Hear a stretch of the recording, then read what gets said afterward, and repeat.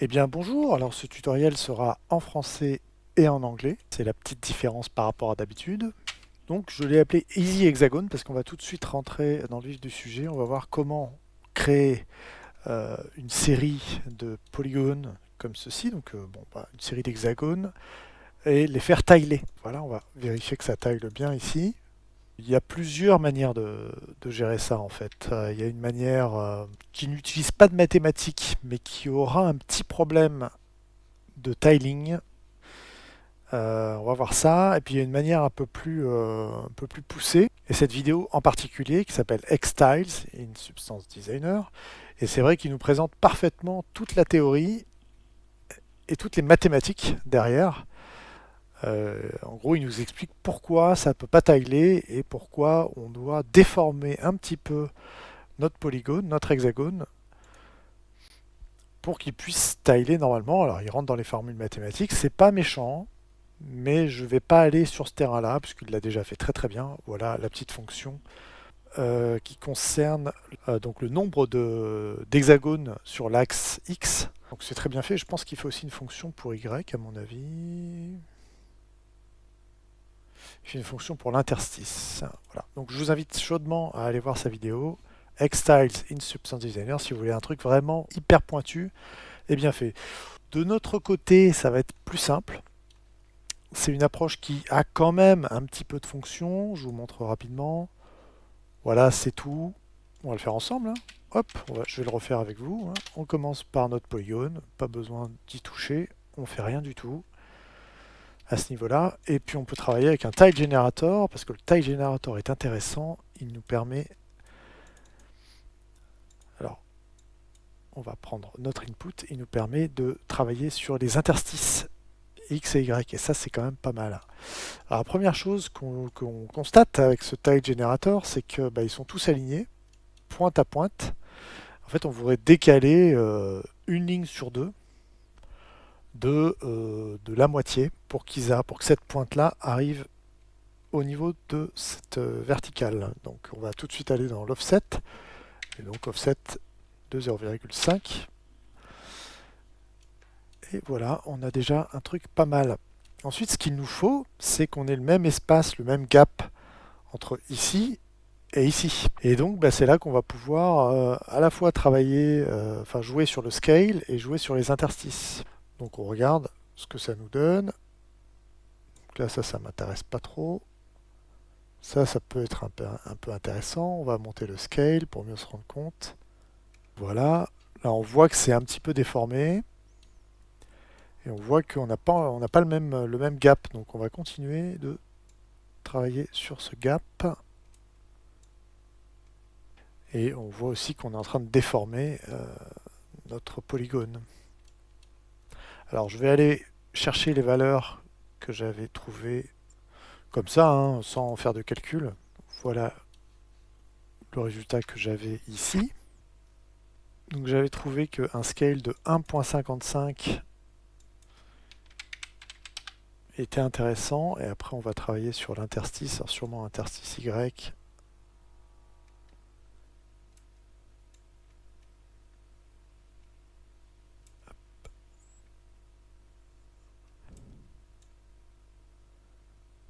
Il faut trouver vraiment le... Voilà, c'est pas mal, mais c'est quand même un peu étiré.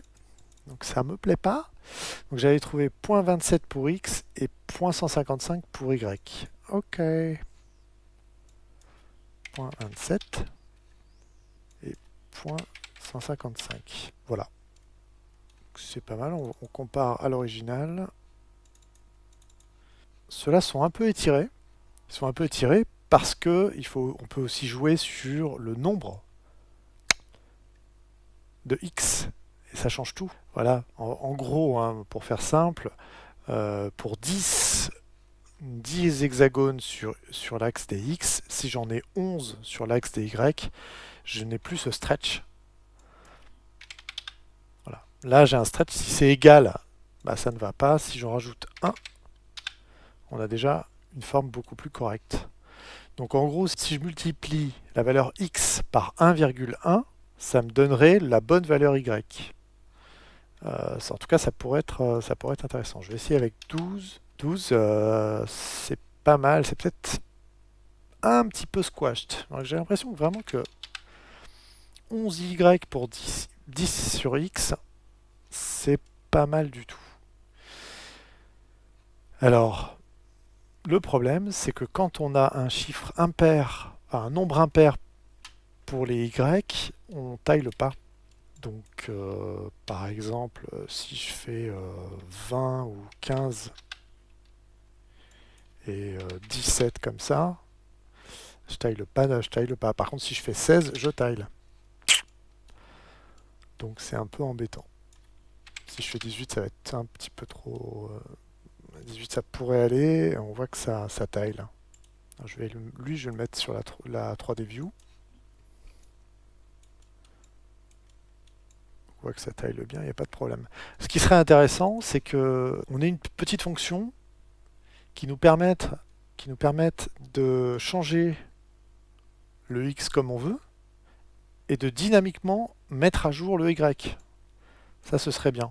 Et en plus, de prendre en charge, de faire en sorte que la valeur sur y soit toujours paire pour éviter ce phénomène-là qu'on voit à 17.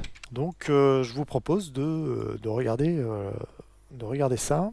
Donc, on va se séparer de ça. Vous avez eu le temps, je pense, de le faire si vous vouliez. Donc, tout simplement, j'ai créé une fonction pour la variable xAmount et une fonction pour la variable yAmount. Si vraiment vous ne savez pas comment faire une fonction, je vous montre rapidement. Il suffit simplement de cliquer ici, Expose as new graph input. Vous pouvez laisser tel quel. Et ensuite, vous cliquez dedans.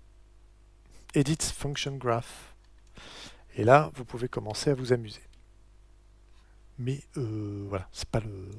C'était juste pour vous montrer ça. Donc on va regarder ce que j'ai fait pour x et pour y. Pour x, simplement, je l'ai exposé. Rien de plus. Et c'est dans y que tout se passe. Donc, je vais baisser un petit peu ici. Ce qu'on voulait, c'était multiplier, pour avoir y, on veut multiplier la valeur de x par 1,1. Donc comme ce sont des entiers, je fais une conversion to float. Je prends un node de multiplication, 1,1. Et ça nous donnera, en fait, ça nous donne notre y. C'est-à-dire que le résultat final, c'est y. Alors, voilà, hein, c'est tout simple. Hein, c'est-à-dire que chaque fois qu'on met à jour x, ça met à jour y en multipliant par 1,1. Et ça marche plutôt pas mal. Après, je veux faire en sorte, dans cette deuxième partie, on pourrait faire un frame. Hein.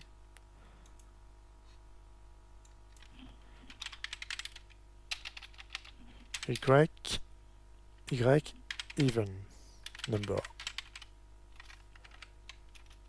Voilà, donc chiffre pair. Hein. Donc ce qu'on veut faire, c'est s'assurer que y soit toujours un nombre pair. Et donc il y a une manière de faire ça, c'est de le diviser par 2 et de le multiplier par 2 ensuite avec au passage une fonction de floor ou de ceil. Enfin en gros on le plafonne.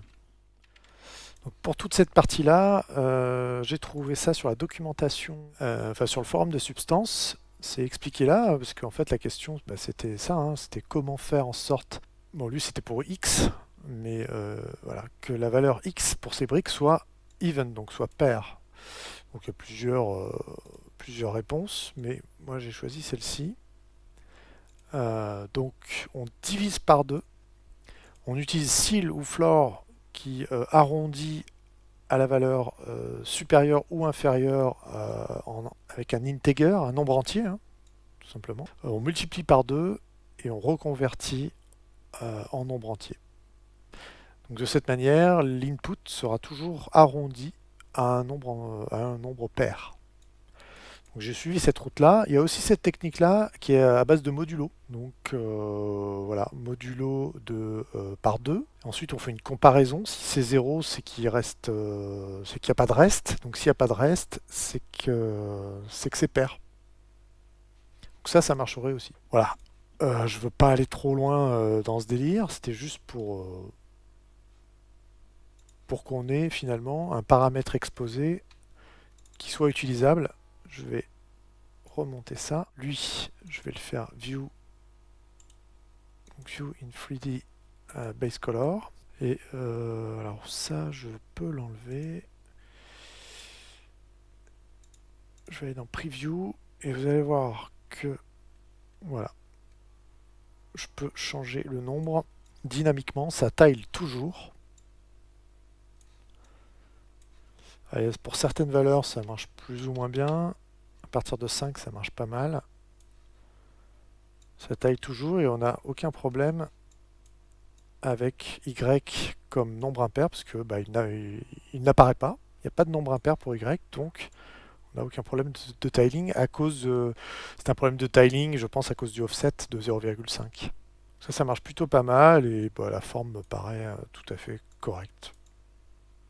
Donc, je vous remontre une dernière fois la fonction si vous voulez prendre plus de temps pour regarder. Voilà, c'est une manière de faire sans utiliser le modulo. Si ça vous parle, vous pouvez essayer avec le modulo. Il y a peut-être d'autres manières de faire encore. Écoutez, je vous laisse voir. En tout cas, ça marche, ça tile dynamiquement, voilà, sans problème de proportion, de forme, même si en fait là on est dans une approximation de d'un vrai hexagone. Mais pour quelque chose qui doit pas être, qui n'a pas besoin d'être trop précis, ça suffira largement, je pense. Qu'est-ce que je voulais dire? Ah oui, il y a certains tutoriels qui vous montrent une technique où finalement, alors je vais le refaire, qui vous montre la technique où on a du stretching, où on a une forme qui n'est pas correcte. Donc globalement, ils font ça. Moi, je le fais rapidement.